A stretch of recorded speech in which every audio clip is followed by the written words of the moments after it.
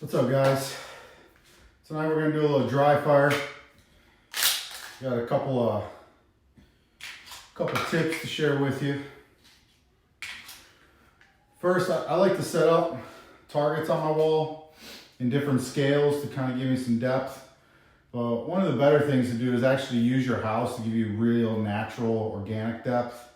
So you can still use the scale targets, but like I'll go down a hallway and I'll post one up on a door that's maybe 5 feet away, and then down the hallway I'll put one that's like 10, 15 feet away. Because moving your eyes on different focal planes in an organic way is more ideal than using scale targets to simulate distance. But working distance change up is something I like to work on a lot. But I like to put up a bunch of different targets because there's a couple general rules I follow when I dry fire. After I'm done working with something, I like to just kind of go through some rotations, some courses of fires. I always like to switch it up, either 3 or 4 reps, and then I move on. But I do have some rules. I like to hit 3 in a row that are good quality, because if I do things in a row and I don't move on till I do it effectively in a row, it starts building stress into my dry fire. You know, and it also keeps me true. I don't just kind of hose a dry fire session. It kind of keeps me more into my match performance speed, because if you're just hosing them in dry fire, it's going to be hard to string them together. Another thing I like to do, and what I'm going to work on today, is my turn and draws.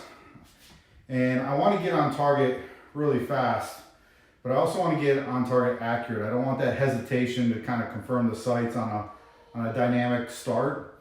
So what I like to do is put a tuxedo up. And right now I have just one tuxedo. It's simulating probably 10 yards. And what that'll do is it'll tell me if I can get my hips and my body in position on a turn. Because my feedback of that sight shouldn't go into the black. It should present right to the alpha zone.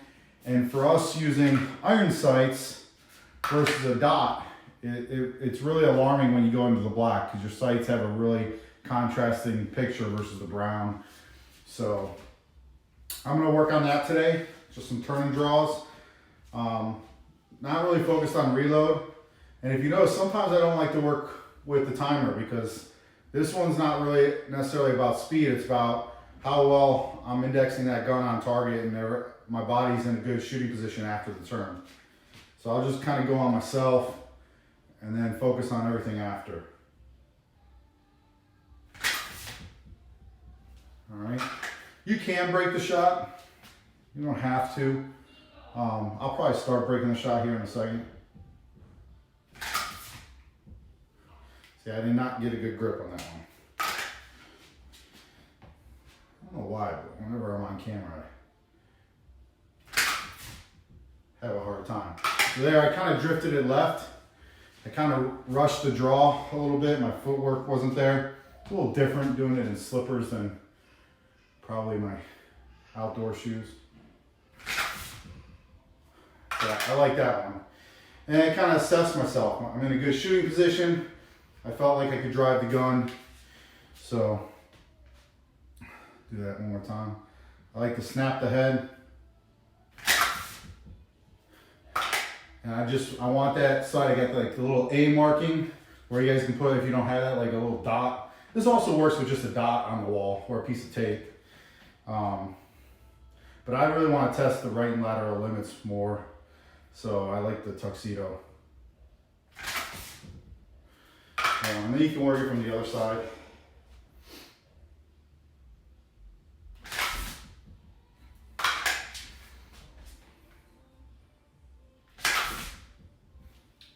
See, that one bounced. It wasn't a good draw.